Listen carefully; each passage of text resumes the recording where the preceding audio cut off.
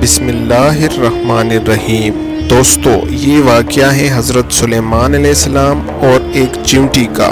ایک دفعہ کا ذکر ہے کہ حضرت سلیمان علیہ السلام نے ایک چیونٹی سے پوچھا، تمہاری سال بھر کی خوراک کیا ہے؟ چیونٹی نے حضرت سلیمان علیہ السلام کو جواب دیا، فقط 2 دانے۔ آپ نے اس کے پاس 2 دانے رکھ کر اس کا بل بند کر دیا۔ سال بعد جب حضرت سلیمان علیہ السلام نے دیکھا تو چیونٹی نے 1 دانہ کھا لیا تھا جبکہ 1 بچا رکھا تھا۔ حضرت سلیمان علیہ السلام نے چیونٹی سے پوچھا، 1 دانہ کیوں بچا رکھا ہے؟ چیونٹی نے جواب دیا، پہلے میرا بھروسہ اللہ پر تھا کہ 2 دانے کھا بھی لوں گی تو وہ اور دے گا، لیکن اب بات انسان کی تھی اس لیے 1 بچا لیا، کیا پتہ کل دے یا نہ دے۔